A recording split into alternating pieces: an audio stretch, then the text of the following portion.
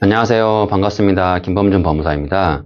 오늘은 어떠한 경우에 회생 절차가 개시될 수 있는지 회생 절차의 개시 요건에 대해서 알아보도록 하겠습니다. 회생 절차가 개시된다는 것은 말 그대로 시작된다는 의미에 불과합니다. 향후 회생 계획이 인가를 받기 위해서는 채권자들의 동의를 받아야 하기 때문에 개시되었다고 해서 인가가 보장되는 것은 절대 아닌 것입니다. 따라서 신속하게 개시 여부를 판단할 필요가 있고 개시의 요건 또한 까다롭거나 복잡하지가 않습니다. 채무자회생법에서는 회생 절차 개시 신청일로부터 한 달 이내에 개시 여부에 대한 결정을 하도록 되어 있습니다.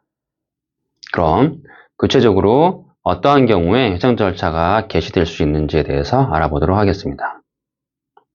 먼저 파산의 원인인 사실이 생길 염려가 있거나 또는 사업의 계속에 현저한 지장을 초래하지 아니하고는 변제기에 있는 채무를 변제할 수 없는 상태여야 합니다. 파산의 원인인 사실이란 지구 불능인 상태를 의미하는 것인데요. 채무자 회사가 법인인 경우에는 채무 초과인 상태, 즉 자산보다 채무가 많은 상태인 경우도 파산의 원인 사실에 포함되게 됩니다. 따라서 자산보다 채무가 많다는 것을 소명하면 되는 것입니다. 만약 채무 초과 상태가 아니라고 하더라도, 즉 자산이 부채보다 많다고 하더라도 채무자 회사의 사업의 계속에 현저한 지장을 초래하지 아니하고는 변제기에 있는 채무를 변제할 수 없는, 즉 변제불능 상태인 경우에는 회생 절차를 개시할 수가 있습니다.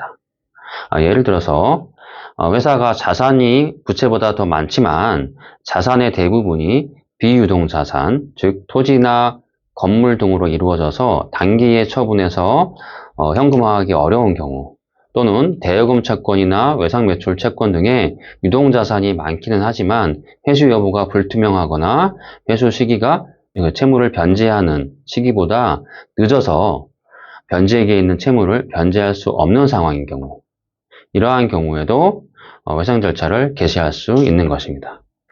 이와 같이 회생 절차의 개시 요건에 해당한다 하더라도 회생 절차의 기각 사유에 또 해당하지 아니하여야 되는데요. 기각 사유란 회생 절차의 비용을 미리 납부하지 아니한 경우이거나 회생 절차 개시 신청이 불성실한 경우, 또는 회생 절차를 진행하는 것이 채권자 일반의 이익에 적합하지 아니하다고 판단되는 경우 등입니다. 여기서 비용을 미리 납부하지 아니한 경우란 인지대나 송달료, 예납금 등을 납부하지 아니한 경우에 해당할 것이고요.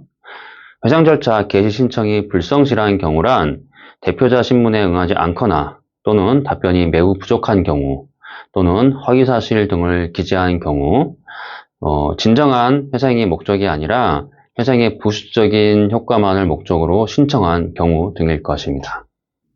회생 절차를 진행하는 것이 채권자 일반의 이익에 적합하지 아니한 경우란 어느 특정 채권자의 이익에 부합하지 아니하는 경우만을 의미하는 것이 아니고, 채권자들 일반의 이익에 부합하지 아니한 경우, 즉 대부분의 채권자들이 회생 절차를 진행함으로 인해 가지고 더 불이익한 경우를 의미한다라고 보시면 될 것 같은데요. 예를 들어서 청산 가치가 계속 기업 가치보다 너무나도 명백하게 큰 경우에 해당하여서 회생 절차를 진행하는 것보다 기존에 진행하던 경매 절차, 강제집행 절차 등을 진행하는 것이 유리하거나, 또는 향후에 그러한 절차들을 진행을 통해서 파산하고 청산하는 것이 훨씬 더 유리하다라고 판단이 된다면은 채권자 일반의 이익에 적합하지 아니하는 것이라고 보면 되겠습니다.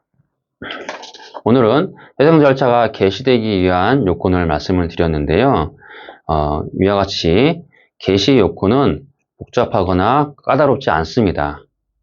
채무자 회사가 지급불능인 상태, 즉 채무 초과인 상태에 있거나 채무 초과가 아니더라도 현재 변제기에 있는 채무를 변제할 수 없는 변제불능 상태라고 한다면은 회생 절차는 개시될 수 있는 것입니다. 그리고 개시 기각의 요건인 비용을 납부하지 아니하거나 불성실하거나 채권자 일반의 이익에 적합하지 아니하거나 이러한 경우에 해당하지 않으면 되는 것입니다. 서울회생법원과 수원회생법원 같은 경우에는 거의 대부분의 법인회생 신청 사건이 개시를 하고 있습니다.